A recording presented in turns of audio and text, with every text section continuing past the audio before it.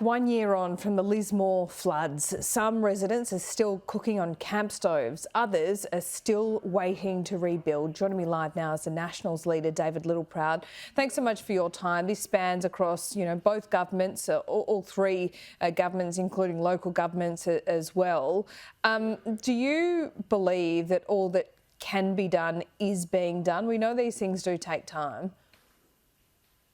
It is, but it's all too slow, way too slow. When you've got 80% of households not living in their own home 12 months after, 50% roughly of the businesses that lost their source of income are still not back into business 12 months on, you have to reflect, you have to understand and appreciate they haven't got it right. They haven't got it all right. This just takes courage of bureaucracy to make decisions. And while Murray Watt was Shadow Emergency Services Minister, he was very prepared to give gratuitous advice from the sidelines, but I think he's getting a real understanding of how complex some of these issues are. And it's important that all levels of government work together. And I've met with the Mayor there. I've got to say the Mayor on the ground is just as frustrated with the state and federal tiers of government. He's got the local knowledge and is hearing from locals daily about what needs to happen, but he doesn't have the pen that signs the checks. He's simply the one that's trying to get through the bureaucracy.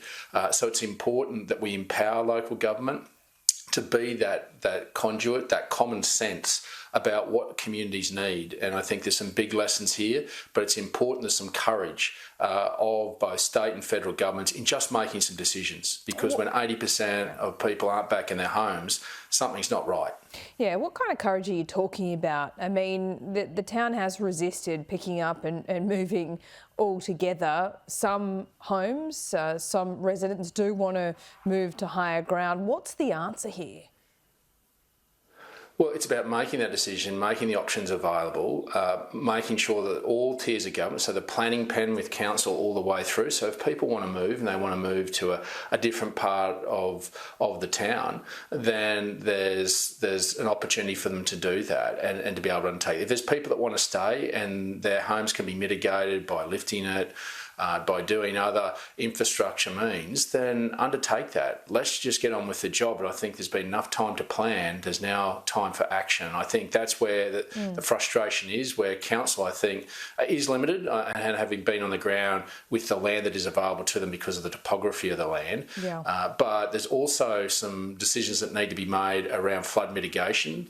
And there's a CSIRO report that was being undertaken, and the Greens are in the road of this. And this is where some courage is going to have to be taken about worrying about the environment rather than human beings, that we may have to have mitigation dams along the river to be able to protect these communities. That's where the courage and conviction of decision making needs to take place, and that's where common sense needs to prevail. And that's what we're saying, is just let those on the ground make those decisions and get on with it. Empower them, and state and federal government, Murray Watt should be on the ground there, empowering them and standing over the top, because he pays the bills on this one.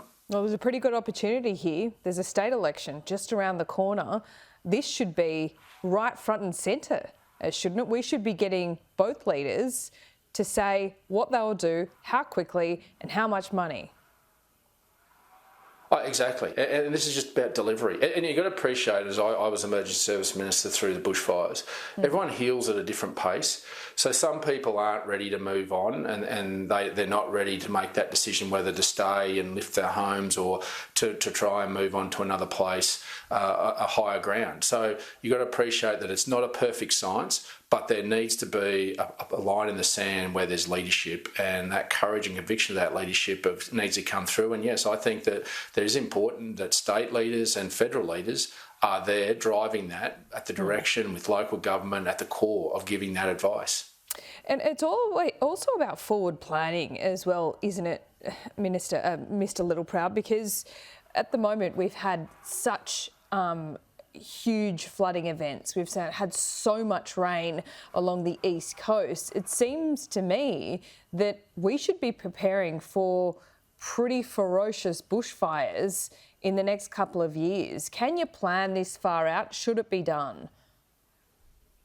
Well, definitely, and this is where common sense needs to prevail, is that we have to understand we live in an environment, we have to actually try and manage that to protect human life. That's the most sacrosanct thing that governments can do.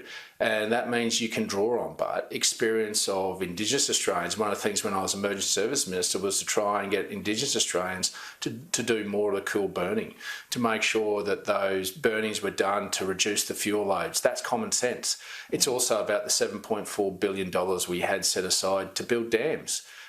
That's how you mitigate floods, is to build dams to hold storage, to take water out of the river system to reduce the level of the flow. That's common sense, but you have to understand you have to work within the environment, and you can't let the environment be the only determining factor whether humans live or die or not.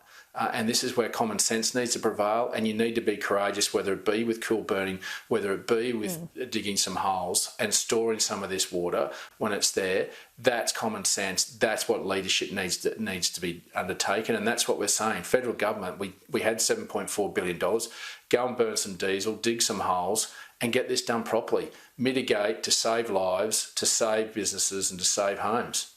Let me ask you about cyber, because this is a big feature in Canberra today. We've heard the Minister foreshadow that there could be big changes ahead. On principle, do you support the intervention of the Australian Defence Signals Directorate to essentially take over the IT systems of almost every company, I should say, in Australia if these cyber hacks occur in the future? Is that something you would get behind? Well, if that's the best way forward, we want to be constructive in this, but understand that the Minister floated this 6 months ago, that there was to be a review, and now 6 months later she's announcing a round table. There's no new money. The money was already there. The infrastructure is being built. Now, determining the policy and the strategy is one that has sat idle for 6 months. So we'll support whatever needs to be undertaken, particularly in understanding there needs to be agility. Well, she says the legislation for our intelligence agencies. Under the previous coalition government wasn't worth the ink that was used to draft that. What do you say to that? Well, good luck to her. She's had 6 months to change it, and all she's announced is a round table, a review, and basically another talk fest. If it's so critical for our national security, a Minister of Home Affairs would see the urgency and would actually implement the changes that she sees fit if the legislation that was passed previously is no longer fit for purpose. Where is the urgency? If this is her intent, then she's not showing any urgency in it, and the Minister needs to get on with the job or get out of the way. We are going to have to continue to be agile, and we're going to have to continue to understand that legislation that was put in 6 months, 12 months, 18 months ago may not be fit for purpose in a further 6 to 12 months, because the world's changing, technology's changing. But that's where you need a Minister that's going to take hold of the situation and act, not talk and hold round tables, but get on with the job. Now, if that's what the advice is, then I think you'll find there'll be a bipartisan approach. The National Party and the Liberal Party will be constructive, because national security is something all of us take seriously, and is the core responsibility of any government, is to keep its people safe, and we won't get in the road of that. I'm told you're heading to New South Wales today. You're getting involved in the election campaign, are you? I am. I was in Western Australia last week and be into the New South Wales election, going into Newcastle, North Coast, Port Macquarie, going to look at Kurri Kurri, understanding the opportunities for gas, and that gas supply is important to make sure that we can drive down electricity prices. And renewables can't work without gas.